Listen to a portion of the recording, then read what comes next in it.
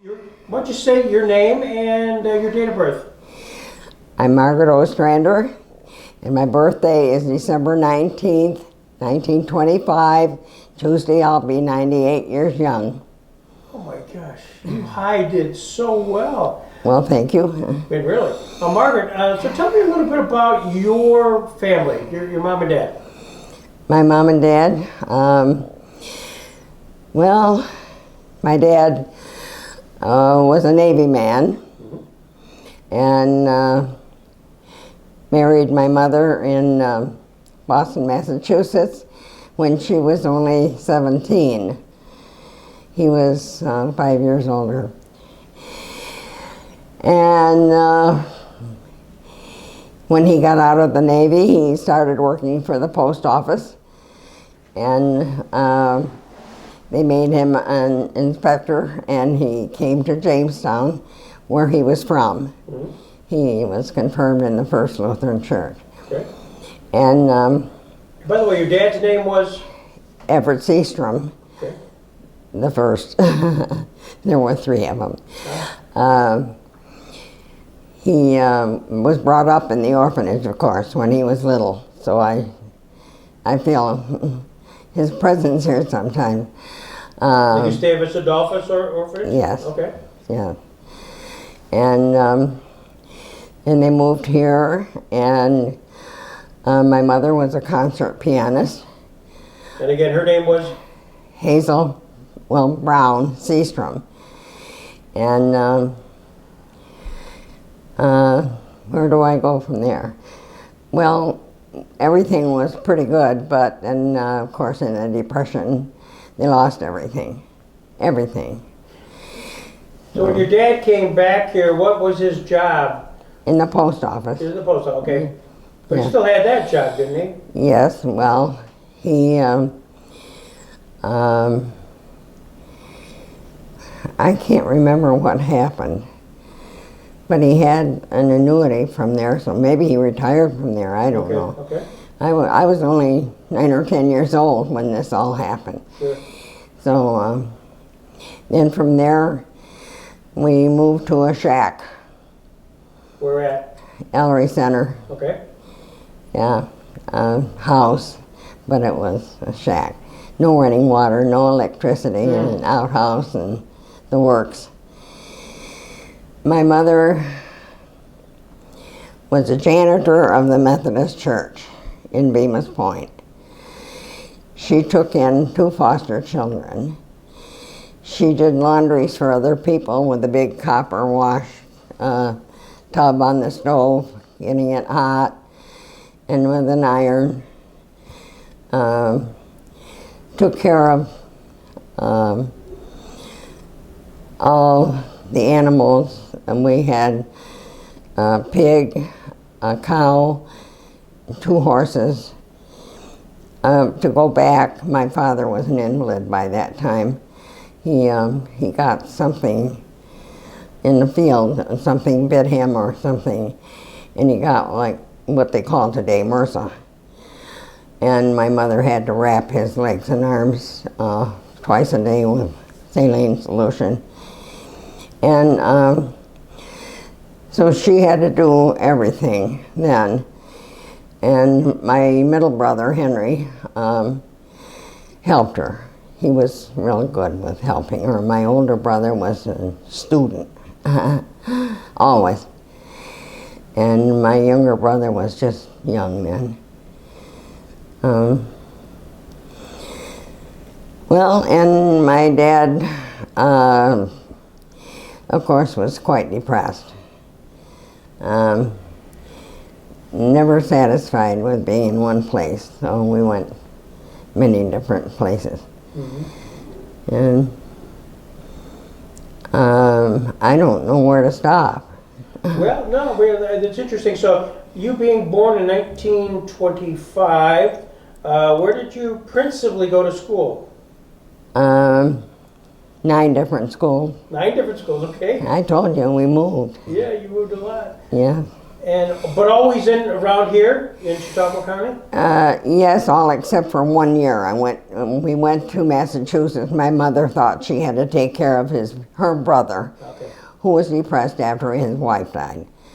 And his wife was a good friend of my mother. So we went there for a year. And I went to junior high school, Parlin Junior High School in Everett, Massachusetts. Right. Yeah. Then you came back here.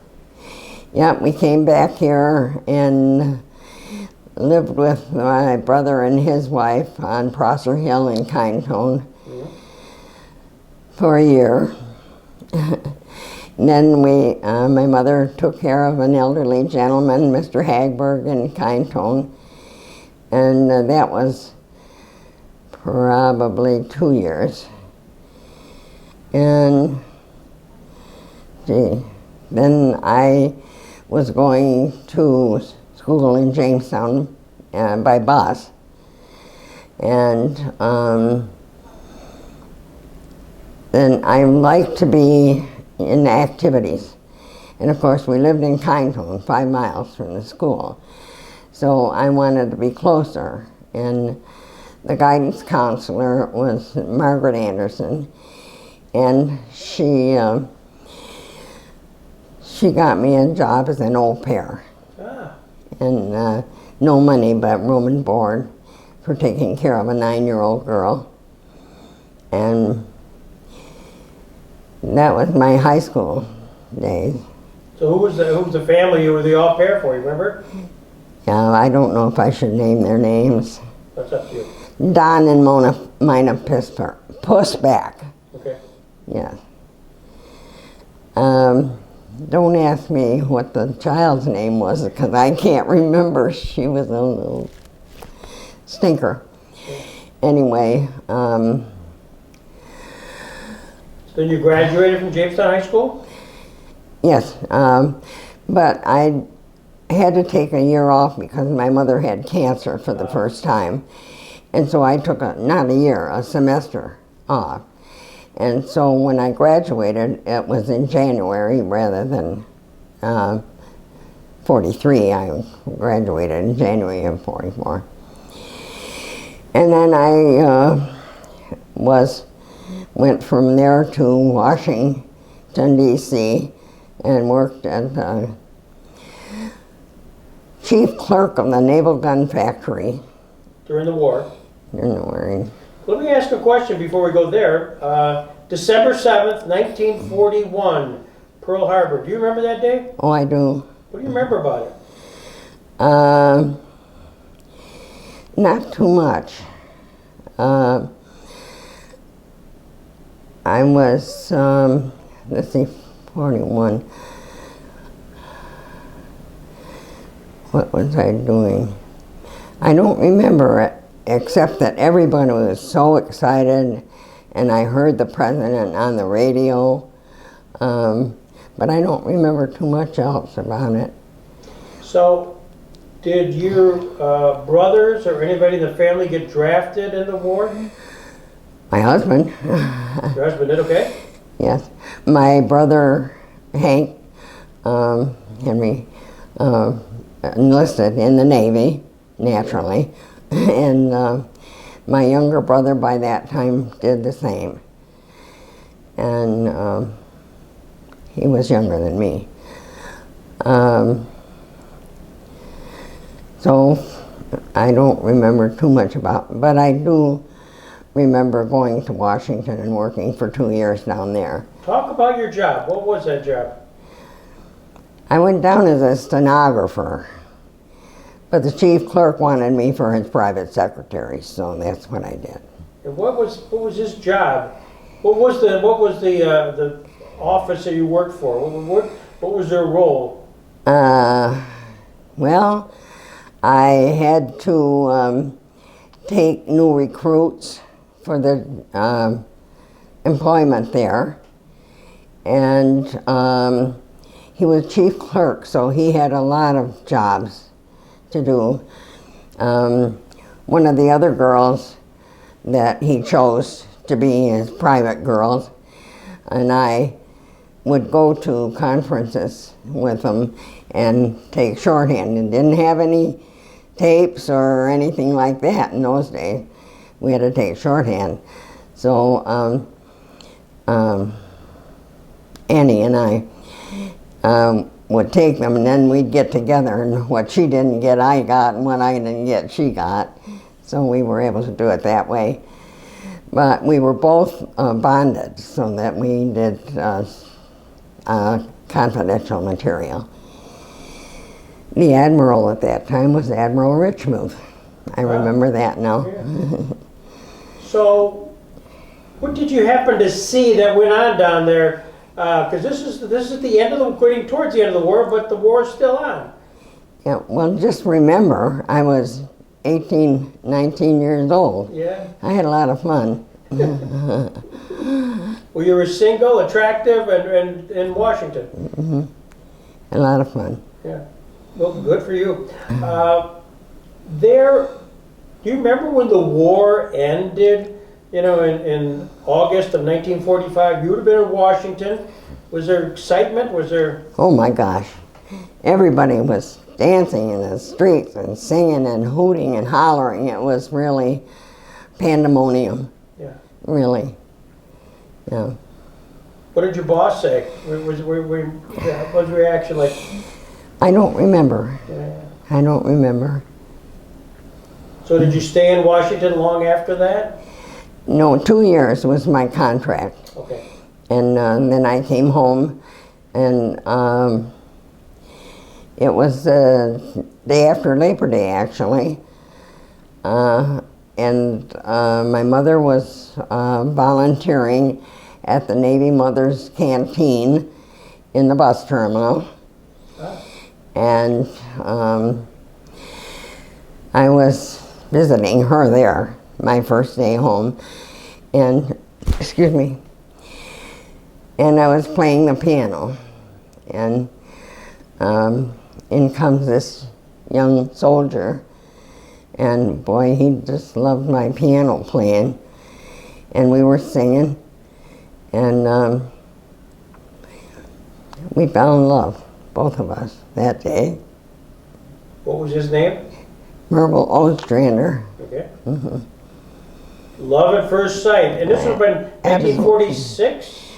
And 45. 45, okay. We were married January 3rd, 1946. Ah, fantastic. Spent 73 years together. Oh, that's fabulous. And he was in the service? He was in the Army, Okay. and of course we had no money. All of my money had gone to my parents or in bonds. So he had been transferred. He was just back from the Battle of the Bulge. And then he was transferred to Camp Swift, Texas, a little town called Bastrop. And I didn't know it then, but there's a county in Bastrop. Anyway, so I cashed in my bonds so I could go with him. He wanted me to go with him. Mm-hmm. And so I did. That was another experience. Talk about it.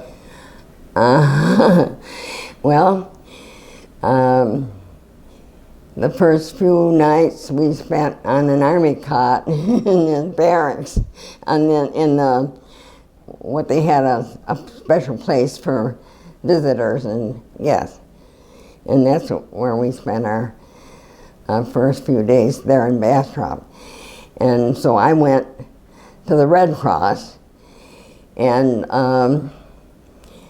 they were going to help me find a place for us, a room or apartment or something, and they did.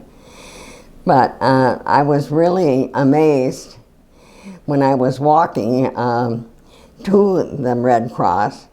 Here comes walking towards me Shirley Weinstein from Jamestown, I'll be there. Bastrop, Texas. Her husband was the dentist on the base, Noah Greenbaum. Wow.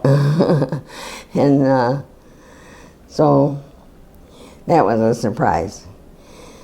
Small world. And we found a room, and Mrs. Moncure let us have a room, and that's where we stayed. He had to go to work days on a bus, and I found a job in a restaurant. I was a waitress. A lot of fun. Anyway, that was the story. Then when we came back, after we came back, he was discharged from Fort Dix. So then he thought he was going to take over his father's business in Gary, in the garage in Gary. Merle was quite a mechanic, and his father too. Anyway, so we rented a little house there, and from there different things happened, and then a year, maybe 14 months later, our son was born. And his name was? Our son? Yeah. Bruce. Bruce, okay. Bruce Ostrander. And he lives in Spokane, Washington. And he's very active in Masonic business.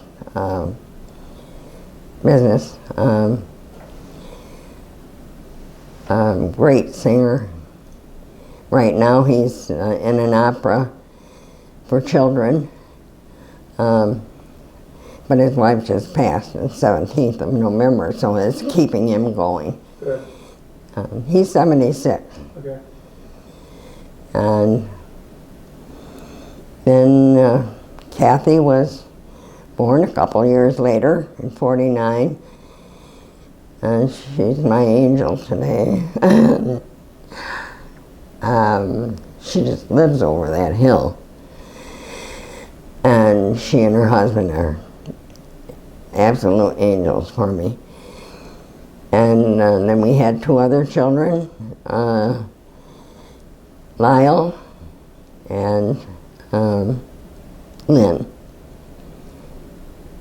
Our daughter was Kathy. Kathleen. I like the Scottish and Irish names. Yeah.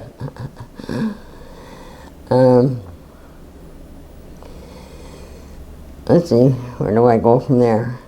So are you living in Gary at the time? No, we had an apartment, 12 East 4th Street on the 3rd floor. Okay. When my son was born. Gotcha. And then when he was about a year old, we moved to North Main Street. Okay. And now the parking lot of that housing project. And we lived there until we bought a house in 1952. Yeah, 52. We moved to the Big Tree Sugar Grove Road. That was our first home. My husband had a lot of trouble. I told you he was in the Battle of the Bulge. Yeah.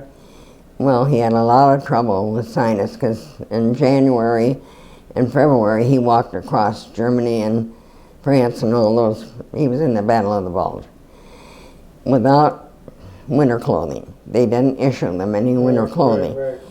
No shoes, no boots. I mean, it's just shoes. And so he always had sinus problems after that. And pneumonia 5 times. Did he talk much about the war? Merville? Yeah. All the fun times. Like what? Give me a good story. Oh, well, he talked one time about his friend, Roy Hales. They needed to find out where the sniper was coming from. So Roy Hales was a nut. It was a real hillbilly from the hills of Tennessee. Anyway, he told about Roy going to the top of the dugout wherever they were, waving his hat to see where the sniper was. And he laughed about that. And then they talked about another time when they were stationed in Germany, Kaiserslautern.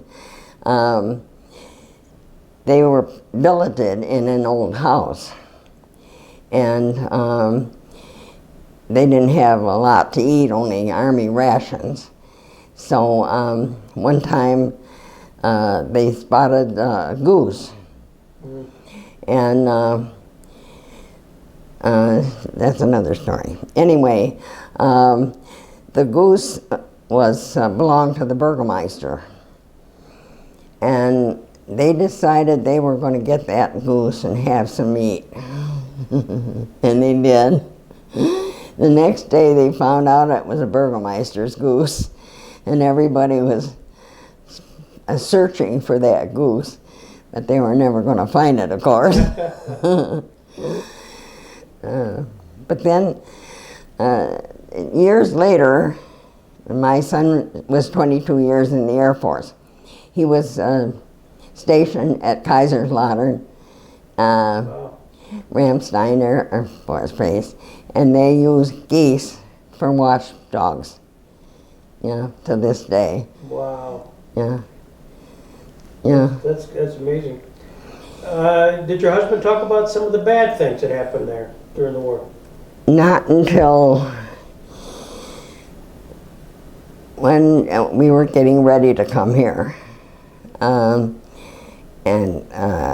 he told me, I asked him one time if he didn't have any bad times, because all he talked about was the fun he had.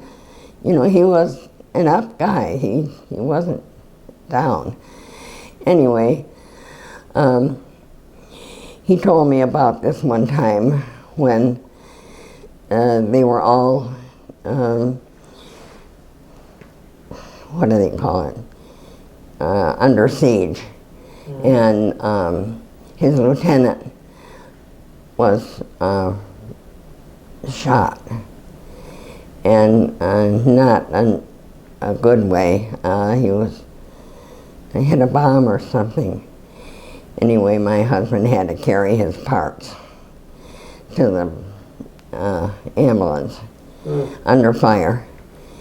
That's the only thing he ever said to me that was about. What was his role? Machine gunner. Machine gunner? Yes. Yeah. Yes. Well, I could tell you another story about that. Sure, please. He went over on the Queen Mary, and he was a gunner on the tail, on the stern of the boat. And when they came to the area where there were submarines, and there was an alert, and the ship had to turn real fast, and he almost got knocked off of the end of the stern, but the railing held him. He wasn't supposed to go. He wasn't supposed to go. And then anyway, in '59, we decided because of his health to go to California or somewhere out west. And we did. We just spent the winter there because there wasn't any place that was like home, except places where there was a lot of snow. Isle Wild and Mount Shasta and all those places that have a lot of snow anyway. And so we couldn't escape it. He wanted to come home, so we did. He made a bus into a motorhome. And that's the way we went out there. And my mother and dad went too. Of course, they went before us, actually. And so coming back, I drove my dad's car, and the girls rode with me and my mother, and the boys rode with Grandpa and their dad in the bus. So we came back, and then we bought our house in Towerville in 1960. Yes. And well, I've missed a lot in there. I mean, but Just for the camera, your husband's, again, his first name was Merle? Mervel, Murvel. It's different. Murvel. Yes. Mervel Ostrander. Okay. And what did he do? Did he do something? Was he a mechanic? Did you mention? He was a master mechanic. Yeah. Yes. And he went to welding school and learned welding, and there wasn't anything he could not fix. He even made parts. Well, to go back, he and his brother bought the franchise for Greyhound from Jamestown to Dunkirk, I believe. Yes, Fredonia and Dunkirk. Yeah. And because Merville had worked in Fredonia at the Greyhound Garage before he went in service. So, and so then when we came back, I got a job. I didn't have to look for it. Don Livengood asked me if I would be secretary for a few hours a day.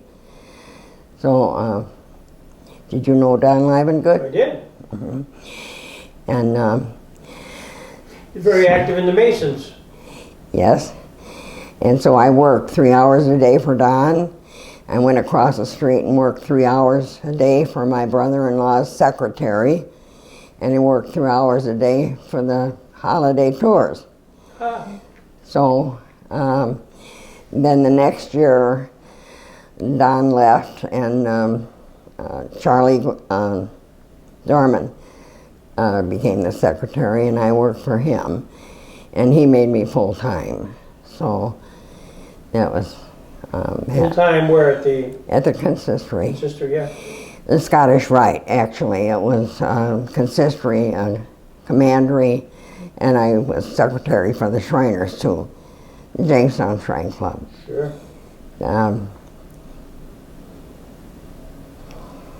Oh God, I can't remember his name. So you're right there on corner of Prendergast and 4th Street, Where you are now, the Jackson Center. 14 years. My golly. I So, could tell you were- a little bit about that, too. Pardon? I could tell you a lot about that. Well, I actually want to know a lot about that because things happen in the consistory that I've only heard stories about. But they're not stories. Okay? No. I don't know if I should say this on camera or not. Well, it's up to you. It's up to you. But it is haunted, definitely, and very much so. So you had experience when you were alone, probably as secretary there? Oh, yeah. Where you heard things? Many, many times, things that are not just imagination. I could name so many. And, for instance, one time I was, Dick Corbin had a room upstairs, and I was doing something I was up there during my lunch hour playing the piano. He had a piano up there. And In his apartment? The apartment that was... No. This was the front room. Oh, okay. Upstairs on the second floor. Got it, okay. And I was playing the piano, and I turned around, and the rocking chair that was over there was going like this. Oh, my gosh. And there was nobody in the room. And another time, I had something to do that had to be done before I left, so I went up, and Richard had a better typewriter or something. I can't remember exactly why I was up there. But I was seated at his desk, and up on the wall behind was one of those old-fashioned clocks that had the things that went like this in it, you know, and that clock hadn't run for years. And I was just sitting there, and I heard this click, click, click, and I thought, well, what is that? And it didn't scare me. I just went on with what I was doing, and pretty soon I heard it again, And I looked, and that clock was going. And that hadn't run for years, so don't tell me there wasn't something there. And it ran after that. Right. Yeah. Anyway, there was a lot of things. And then my my daughter and son-in-law were coming back from, he was in the Navy too, and he was being discharged from Portsmouth, Rhode Island. And so they were going to live in the apartment up there that had been the servants' quarters to be watchmen for the building. And so I went through and papered and painted it and got it all nice for them. And when I was doing the stairway that went down from the second floor down into the, it's a little bit of a dip. Well, you've probably been all through it. In that stairway, I was painting the molding down the side of the stairway. And boy, this cold, cold air just comes sweeping over me. There weren't any windows open or anything anywhere. But I had to be a spirit of some kind. And then when John and Marty Fuchs took it over after they left, and during the night, well, the first time, there was a bat got in their bedroom, and poor John, he was scared to death of bats. So that was one thing. And then one time during the night, there was a little room off, before you got down those stairs, off to the side where they had a washer and dryer. And during the night, the washer and dryer started going. Oh, yeah. And John and Marcy left.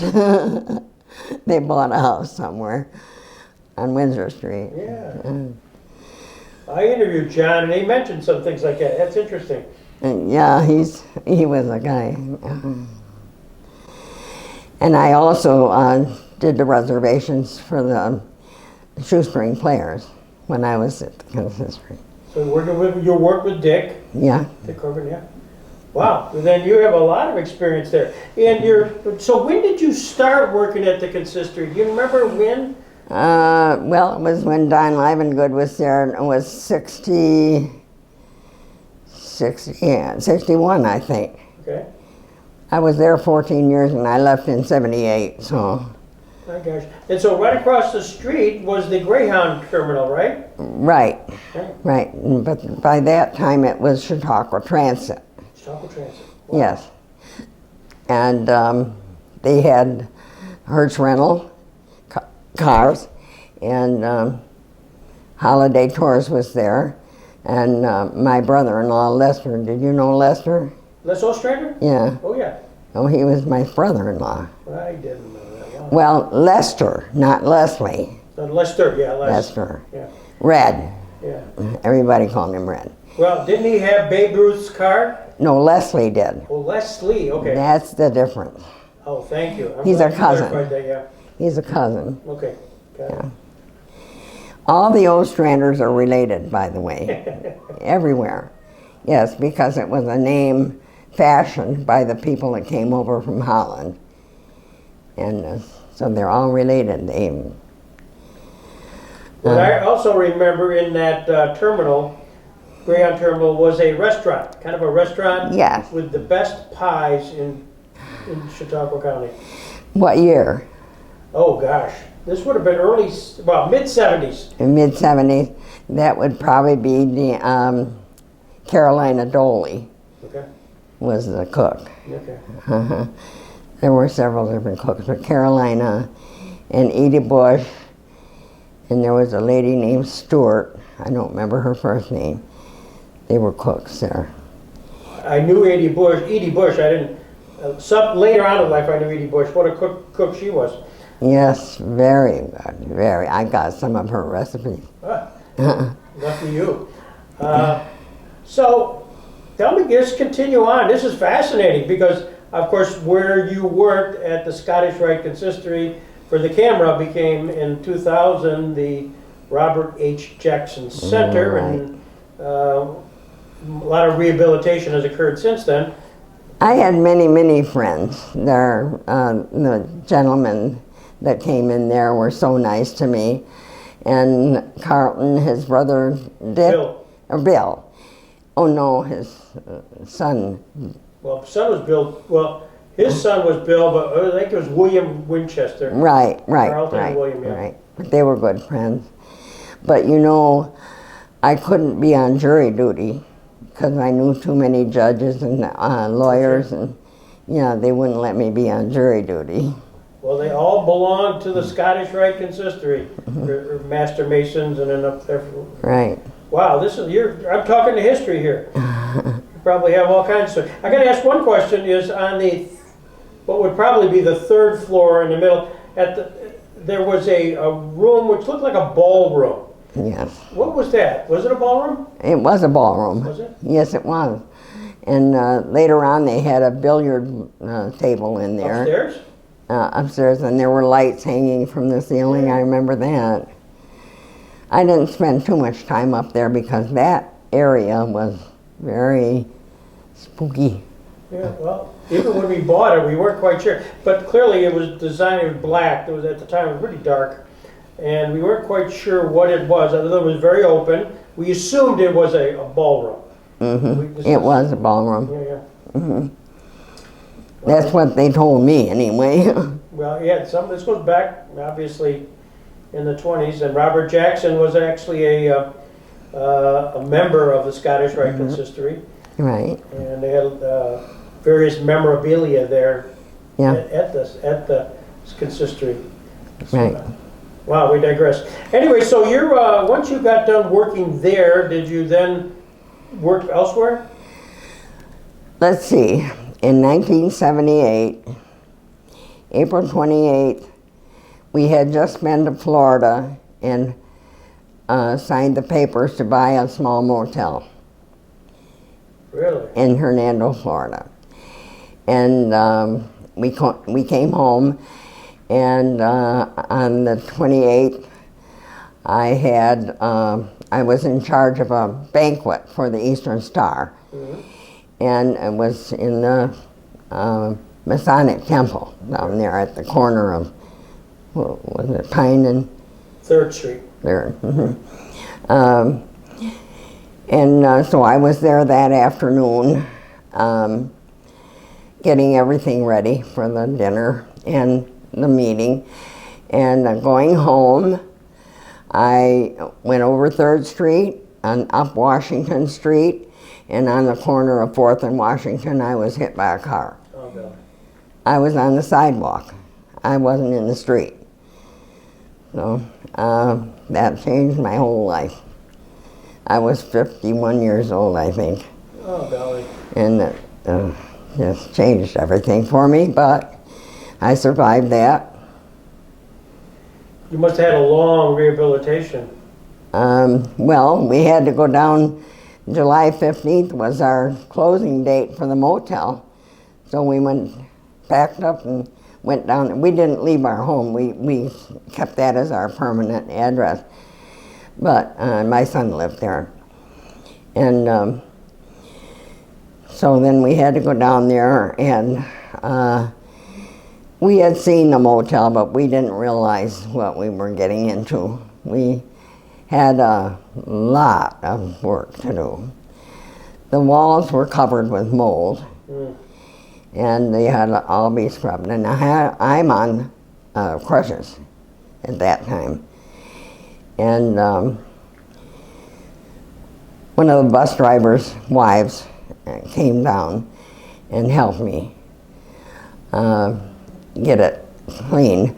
But by Labor Day, we had one suite ready. One, I don't say suite, studio room. It was like a kitchenette. But we had that ready, and we rented it to some people that we made real good friends of. And so we had my husband had to replace all the plumbing fixtures all the toilets, all the sinks. The showers were okay. They were all different colors of tile.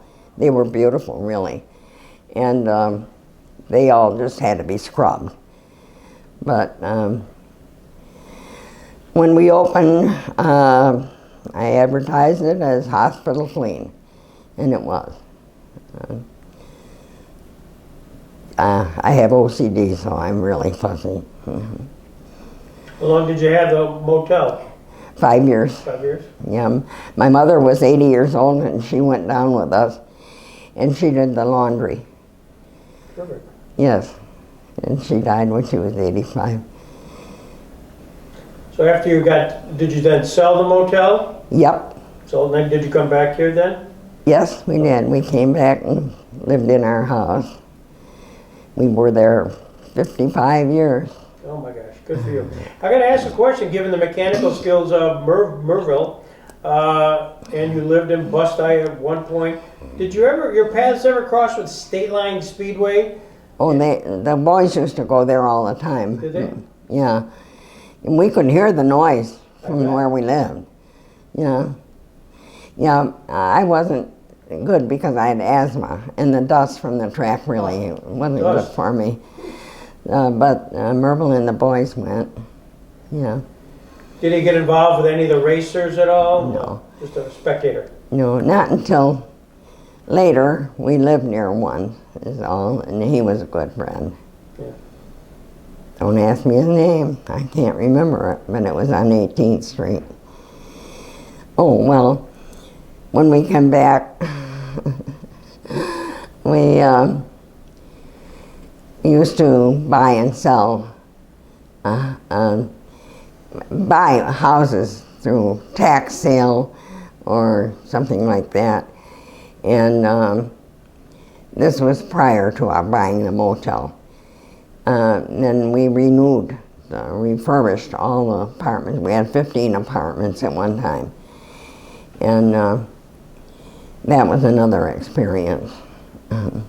Being a landlord? Yeah, yeah. And try to be good ones.